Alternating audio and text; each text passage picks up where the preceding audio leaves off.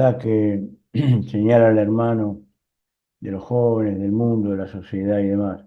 Hace 15 años, 20, estaba aquí un querido hermano misionero de origen escocés, estaba acá en casa, y me decía, ¿sabe una cosa, Guillermo? Lo que está pasando en tal y tal lugar, un país, están teniendo reunión únicamente un solo día de la semana y lo tienen de corrido. Es decir, a las 8 una cosa, a las 10 otra, a las 12 otra, a las 4 otra. No hay reuniones en la semana. Cuando nosotros teníamos, como siempre, reuniones 3 4 por semana. Y él me dijo, no me olvido más, dijo, pero va a venir tiempo peor. Y eso es lo que estoy pensando, que muchas veces nos está pasando con la debilidad, con la parsimonia que tienen o tenemos, debo decir, los hermanos respecto a la defensa del Evangelio y pedir por fortaleza, sabiendo que el tiempo es difícil, pero el Señor habrá de proveer lo necesario. Les quiero hablar de un tema que tiene que ver con el abatimiento. ¿Quién de los que están aquí presentes alguna vez se sintió abatido? ¿Nadie? Estoy seguro que todos. Todos en alguna oportunidad hemos estado abatidos. Pero también a veces todo va bien. Perspectivas, esperanzas, éxito, y parecería que nuestro espíritu se eleva. Ahí estamos en, en el, en el clima de la relación con nuestro Señor. Nos pasa como dice allí el Salmo 116:1, amo a Jehová, pues ha oído mi voz y mi súplica, porque ha inclinado a mí su oído, por tanto le invocaré en todos mis días. 116:1. A veces tenemos ganas de que las cosas sean así siempre, pero no es siempre así. Y todos experimentamos, el otro día estuvieron unos cuantos matrimonios jovencitos, y un poco rozamos el tema y en la semana me llamó y me dice, Guillermo, quiero que me escriba y me dé alguna, como le llaman ellos, algunos tips para tratar el tema de la depresión. Eh, y bueno, es así. A veces tenemos, o todos experimentamos altibajos, vaivenes, y de pronto aparecen pruebas y parecería que el alma pierde el equilibrio, ¿no es cierto? Aquel hombre, aquella hermana, aquella mujer que hasta hace una semana, 10 días, alababa al Señor y hablaba de las bondades del Señor, de cómo el Señor me bendijo, cómo el Señor nos bendice, luego de pasar por alguna dificultad, alguna prueba, los vemos abatidos. Por eso quería hablar sobre este tema. ¿Y qué pasa? Parecería como que la fe enflaquece, vacilamos. Y no es solo una cuestión temperamental, no tiene nada que ver con el carácter que yo tengo, el temperamento que yo tengo. Lo veíamos a Jeremías y a veces lo consideramos a Jeremías, por eso lo llaman el profeta llorón, porque lo vemos siempre experimentando la tristeza de tener que confrontar con las cuestiones que tenían que ver con el pueblo y el mensaje que tenía que transmitir. Ahora, ¿y qué más podemos decir? De Elías, por ejemplo. Fíjense ustedes lo que dice el primer libro de Reyes, 19, del 1 al 4. Ustedes conocen la historia de Elías, aquellos triunfos maravillosos, aquella lucha, aquella contienda con los profetas de Baal, cuando Elías ora por la lluvia. Es decir, todas experiencias de triunfo. Sin embargo, en el capítulo 19 leemos esto, versículo 1. Acab dio a Jezabel la nueva de todo lo que Elías había hecho y de cómo había matado a espada a todos los profetas de Baal, ¿no? Entonces envió Jezabel a Elías un mensajero diciendo, así me hagan los dioses y aún me añadan, si mañana a estas horas yo no he puesto tu persona como la de uno de ellos, es decir, terminar como uno de esos profetas de Baal. Viendo pues el peligro, Elías, dice, se levantó y se fue para salvar su vida y vino a Berseba, que está en Judá, y dejó allí a su criado. Y él se fue por el desierto un día de camino y vino y se sentó debajo de un enebro y deseando morirse dijo, basta ya, oh Dios, quítame la vida, pues no soy yo mejor que mis padres. Terrible que un hombre tan vigoroso en lo espiritual y obedeciendo a los mandatos del Señor de pronto por por los dichos de una mujer se entrega de esta manera. Y allí lo vemos a él que renuncia prácticamente a todo lo que el Señor le había encomendado. Y desea morirse. ¿Se acuerdan como Moisés también?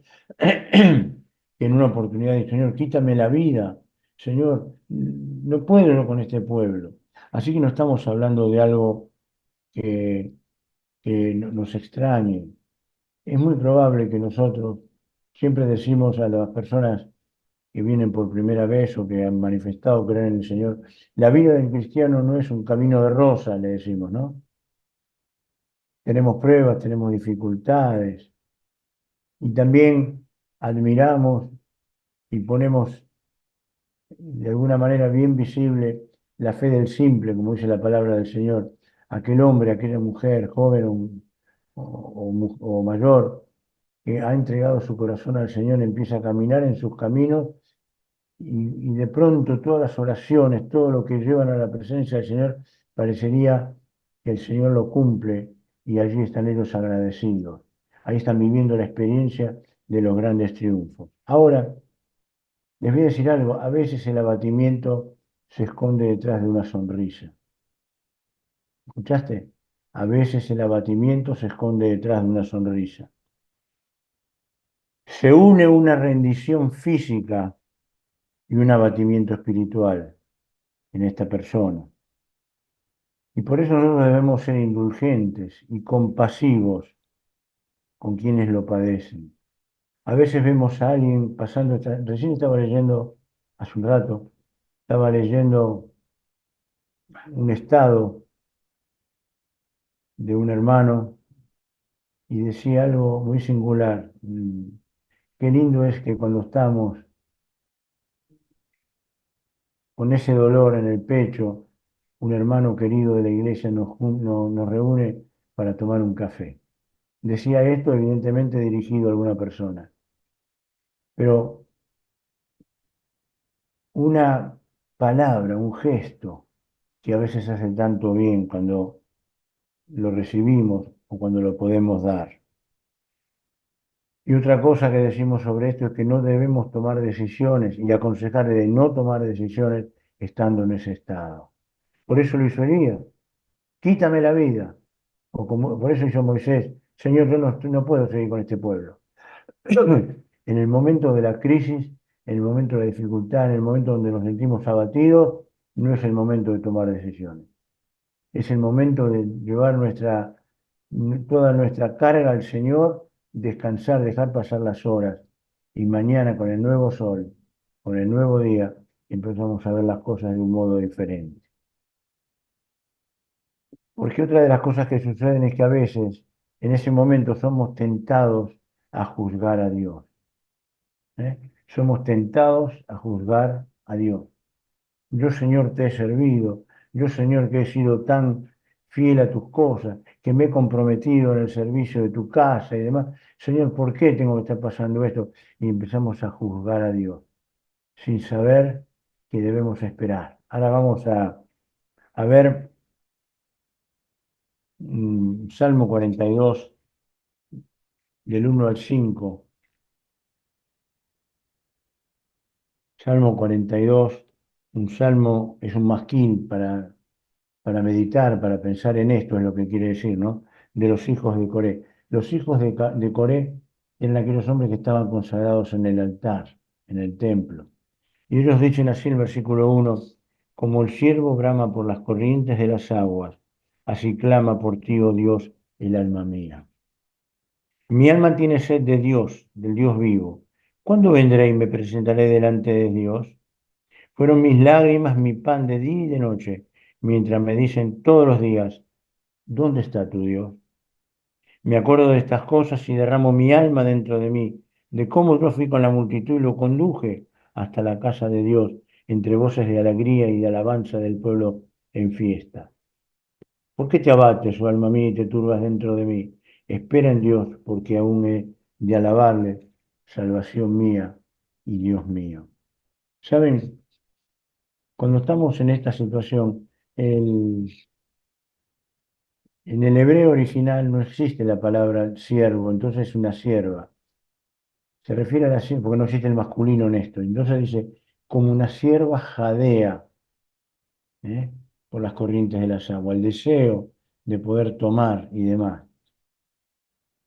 Y en esta situación en la cual nos encontramos, en esta situación en la cual nos sentimos tan abatidos, tan dolidos, parecería como que todo nos pasa por encima, nos pasa que vemos las cosas dimensionadas de un modo diferente, la vemos de otro modo.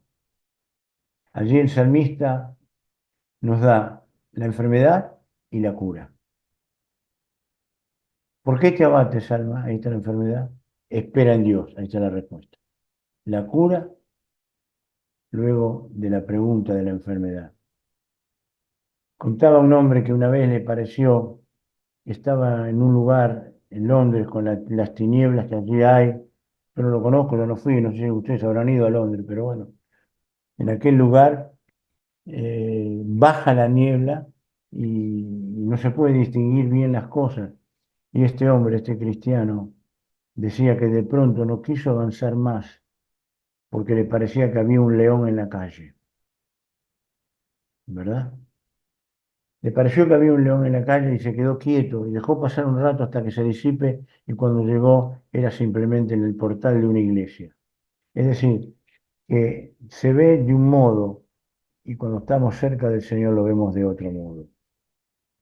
En el Génesis capítulo 28 y en el versículo 16 lo vemos a, a Jacob, cuando dice, cuando vio ese lugar, dijo, despertó Jacob de su sueño y dijo, ciertamente Dios está en este lugar y yo no lo sabía. Y dijo, cuán terrible es este lugar. No es otra cosa que casa de Dios y puerta del cielo, ¿verdad? Ver las cosas en su verdadera dimensión. Ver las cosas de modo tal que en la respuesta honremos al Señor. Que en la respuesta que estamos recibiendo de su palabra podamos sentirnos gratificados, recompensados y sostenidos por el Señor. Decíamos que el Salmo 42 cuenta la enfermedad, pero también ofrece el remedio. ¿Por qué te abates, oh alma mía? Si algún hermano, alguna hermana, alguien a quien tenemos que administrarle la palabra del Señor está pasando una situación como esta, hagámosle ver eso. ¿Por qué te abates? Y ahí está la respuesta. Espera en Dios, espera en Dios. A veces los tiempos de Dios no son los tiempos nuestros. Los tiempos nuestros son ahora ya. Siempre recuerdo un hermano, no un hermano, sí, bueno, un hermano finalmente, pero extraído de un libro que decía que cuando yo era chico, decía él, también fue mi experiencia y la de todos los que estamos aquí prácticamente. Cuando éramos chicos teníamos que pegar algo.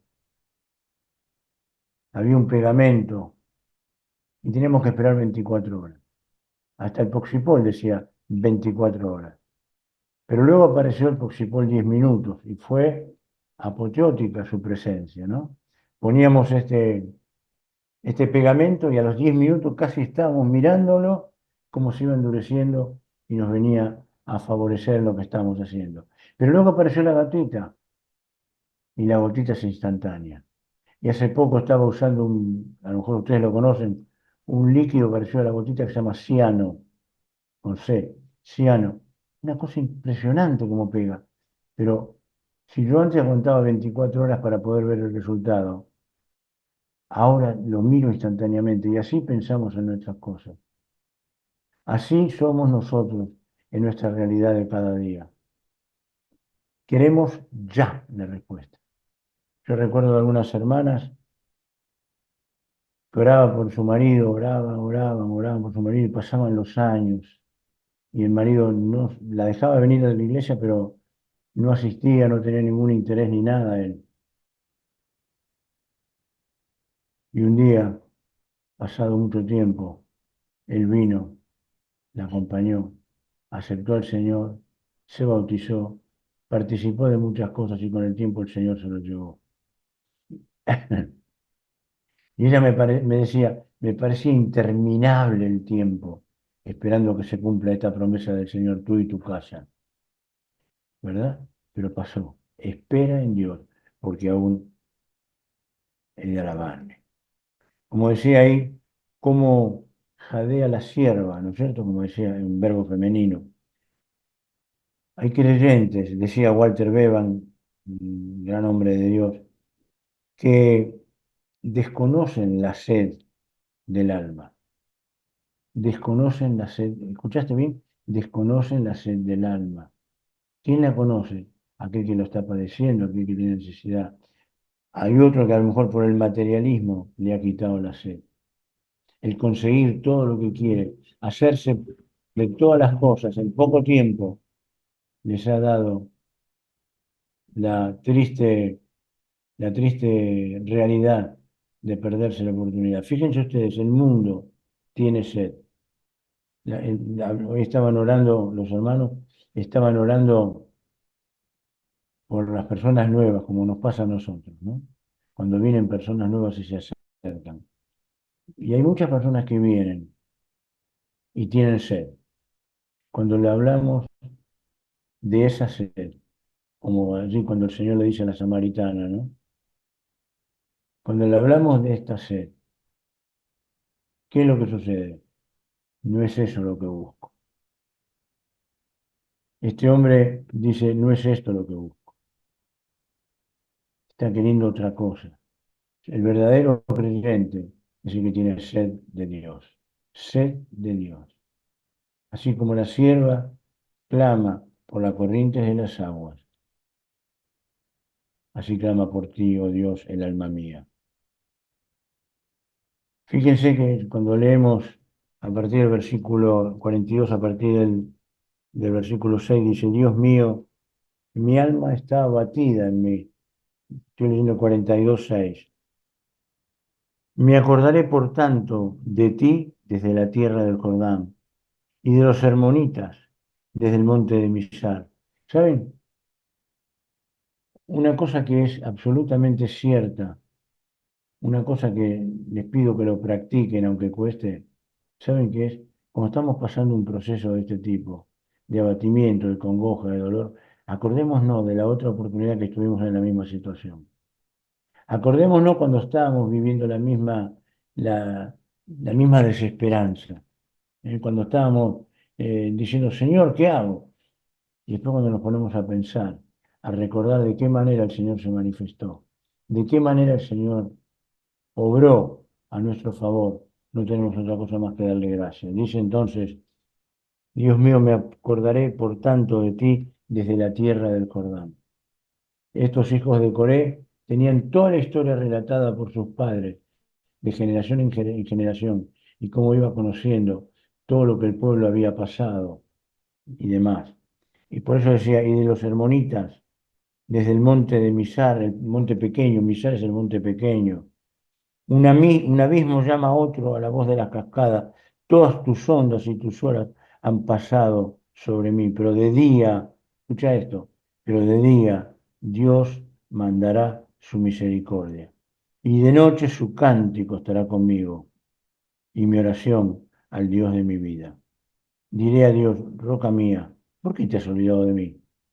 ¿Por qué andaré yo enlutado por la opresión del enemigo? Por eso el mundo te dice, ¿dónde está tu Dios? El mundo está mirando cuál es tu actitud ante una circunstancia como esta. Queridos, el abatimiento es normal. El abatimiento, la congoja, la depresión, la han pasado cientos de hermanos y hombres de Dios mucho antes que nosotros. Y a todos el Señor los ha dado su carrera. Cuando llegue esto, recordá esto. ¿Por qué te abates, su alma mía? Y no te olvides la respuesta. espera en Dios, porque aún he de alabar. Que el Señor los bendiga, queridos hermanos. Los dejo para que sigan ustedes con la reunión como la están llevando a cabo. Ha sido un gusto para mí otra vez compartir la palabra del Señor con cada uno. Que el Señor los bendiga.